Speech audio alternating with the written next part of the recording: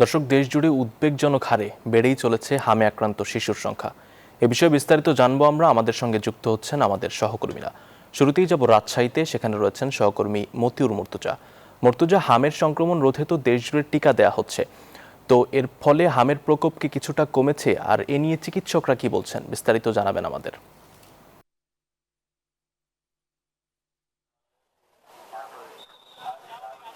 Asif Samad, Rajshahi medical college হাসপাতালে হামের উপসর্গ নিয়ে ভর্তি হওয়ার রোগীর সংখ্যা কিন্তু কমেনি, অব্যাহতভাবে সেই সংখ্যা একই রকম আছে, উঠানামা করছে। আর গত 24 ঘন্টায় রাজশাহী মেডিকেল কলেজ হাসপাতালে চিকিৎসাধীন অবস্থায় একজনের মৃত্যু হয়েছে। হাসপাতাল কর্তৃপক্ষ বলছে যে তাদের সীমিত সংখ্যক আইসোলেশন ওয়ার্ড রয়েছে, সেখানে সব রোগীর চিকিৎসা দেওয়া যাচ্ছে না। তারা যে কারণে 200 বেডের যে শিশু ওয়ার্ড রয়েছে সেখানে তারা অন্যান্য সাধারণ যে শিশু রোগীরা রয়েছে তাদের সাথে রেখে চিকিৎসা দিতে বাধ্য হচ্ছেন, যে কারণে কিন্তু সংক্রমণের ঝুঁকি বাড়ছে। আর সীমিত সংখ্যক আইসোলেশন যে ওয়ার্ড রয়েছে সেখানে যে 30টি বেড রয়েছে সেই বেড সংখ্যা বাড়ানোর কিন্তু কথা বলছেন রোগী স্বজন সহ সংশ্লিষ্টরা। রাজশাহী মেডিকেল কলেজ হাসপাতালে গত 24 ঘন্টায় 144 জন রোগী হামের উপসর্গ নিয়ে ভর্তি রয়েছেন। এর মধ্যে 10 জন নতুনভাবে ভর্তি হয়েছেন এবং গত 24 ঘন্টায় সুস্থ হয়ে হাসপাতাল ছেড়েছেন 4 জন।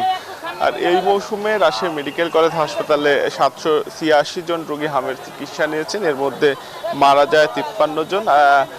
রাজশাহী জেলা জুড়ে হামের টিকাদান কার্যক্রম অব্যাহত রয়েছে। বিশেষ করে গোদাগাড়ী উপজেলায় একদম শুরুতেই হামের টিকা কার্যক্রম চলছিল, তারপরে সারা দেশের মতো রাজশাহীর অন্যান্য উপজেলাতে টিকা কার্যক্রম চলছে। সিভিল সার্জন অফিস জানিয়েছে যে সব শিশুকেই হামের টিকার আওতায় নিয়ে আসা হবে। এ ছিল রাজশাহী থেকে সর্বশেষ। খুলনা থেকে আরও খবর জানাতে যুক্ত হচ্ছেন সহকর্মী মাকসুদ, আমরা যাচ্ছি তার কাছে।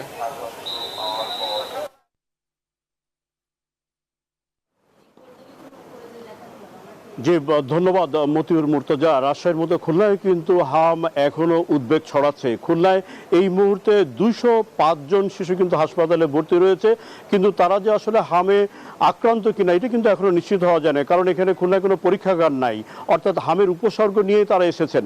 তো যে সমস্যাটি এখানে হয়েছে যে যারা হামের উপসর্গ নিয়ে ভর্তি হন তাদের মাধ্যমে কিন্তু হাম ছড়াতে পারে, এরকম একটা বিষয় কিন্তু এখানে রয়ে গেছে। আমরা যদি এই এখানে টিকাদান কর্মসূচি চলছে, আমরা যদি একটু চিত্রটা দেখাতে চাই যে এটি হচ্ছে খুলনা মহানগরীর নগর স্বাস্থ্য কেন্দ্র। এখানে কিন্তু যারা হামের উপসর্গ নিয়ে আসেন তাদের কিন্তু এবং যারা কিনা শিশু অর্থাৎ 5 মাস থেকে 59 মাস বয়সী শিশু তাদের কিন্তু হামের টিকা দেওয়া হয়ে থাকে।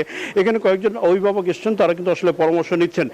দক্ষিণাঞ্চলে গত 15 মার্চ থেকে এই পর্যন্ত প্রায় 1902 জন শিশু কিন্তু হামের উপসর্গ নিয়ে ভর্তি হয়েছেন এবং তাদের মধ্যে 75 জন হাম শনাক্ত হয়েছেন, 11 জন মারা গেছেন, যার মধ্যে খুলনার রয়েছেন 3 জন শিশু। আমরা যদি এই টিকা কেন্দ্রটির একজন সুপারভাইজারের সাথে কথা বলতে চাই যে হাম সচেতনতামূলক এবং টিকাদান নিয়ে কি কর্মসূচি নিয়েছেন। আসসালামু আলাইকুম। আমরা হাম টিকাদান নিয়ে আমরা খুলনা সিটি কর্পোরেশনের নির্দেশনায়, ওয়ার্ড অফিস এবং আমাদের এনজিও ব্যবসার নির্দেশনায় একটা টিম গঠন করা হয়েছে। এই টিমের আওতায় আমরা এই 18 নম্বর ওয়ার্ডে আমরা মাইকিং করেছি। সেই সাথে সাথে প্রত্যেকটা মসজিদে আমরা জুম্মার পরে এবং প্রত্যেকটা ওয়াক্তে মসজিদে ইমাম সাহেবরা আমাদের হাম যে কোথায় কোথায় টিকা কেন্দ্র এটা বলা হয়েছে, এবং সেই সাথে সাথে আমি শহরের বিভিন্ন কেন্দ্রে সচেতনতা বৃদ্ধির জন্য হামের যে কোথায় কোথায় টিকা দেওয়া হচ্ছে সেইটার আমরা লিফলেট দেওয়া হচ্ছে। আপনি শুনছিলেন যে এখানে যারা কিনা সুপারভাইজার সহ অন্যান্য কর্মসূচি তারা কিন্তু আসলে সচেতনমূলক কার্যক্রম অব্যাহত রেখেছেন। এই ছিল খুলনার টিকাদান কর্মসূচি সর্বশেষ। আমরা ফিরছি স্টুডিওতে আব্দুস সামাদের কাছে। সামাদ, স্টুডিওতে ফিরছি।